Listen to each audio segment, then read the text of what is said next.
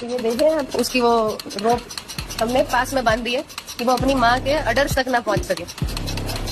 ये दूध आप तो चाय में डाल के पी रहे हो, यहीं से आ रहा है वो दूध। इस बच्चे से छीना हुआ दूध है वो, इस माँ के छीना हुआ दूध है। ये बच्चा अपनी माँ का दूध नहीं पी पा रहा क्योंकि आपको अपनी चाय में डालना है सुबह सुबह दूध। आपको कॉर्नफ्लेक्स खाने हैं, आपको आइसक्रीम बनानी है, क्या क्या खाना है नहीं खानी है, इसके दूध से जो इसके लिए बना है। इसकी माँ बताओ, बच्चा पहुंच ही नहीं पा रहा क्योंकि हमने बांध रखा है, कि हम इनका यूज कर सकें।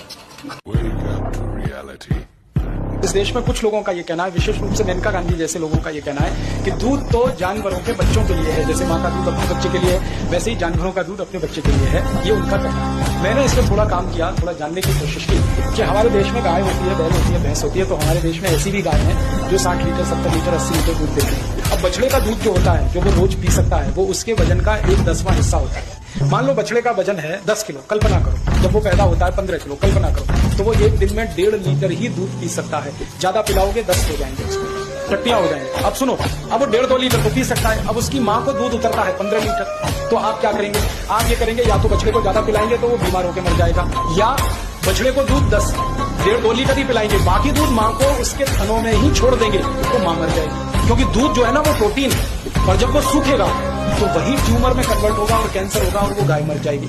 इसलिए हमारे शास्त्रों में कहा गया कि बछड़े और बछिया के लिए वजन के अनुपात के हिसाब से दूध छोड़िए। तो हमारे किसान अक्सर ये करते रहे कि 1 थन का दूध बछड़े और बछड़ी के लिए, 3 थन का दूध अपने लिए। तो ये बैलेंस की व्यवस्था है, पूरा दूध निकलता भी रहे, माँ भी जिंदा रहे, बछड़े भी जिंदा रहे, बछिया भी जिंदा रहे। अब क्या हुआ, इस देश में कुछ लोगों ने कहना शुरू किया दूध बच्चे का अधिकार है, आप पी रहे हो तो आप अनैतिकता कर रहे हैं। तो अब फैल गया, दूध पीना बंद कर दो। क्या पियोगे? आपके पास कैल्शियम का दूसरा स्रोत क्या है? दूध के अलावा हिंदुस्तानियों के पास कैल्शियम का दूसरा स्रोत क्या है?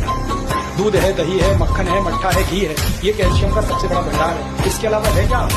कैल्शियम नहीं मिलेगा, हड्डी बनेगी नहीं, हड्डी बनेगी नहीं, शरीर चलेगा नहीं।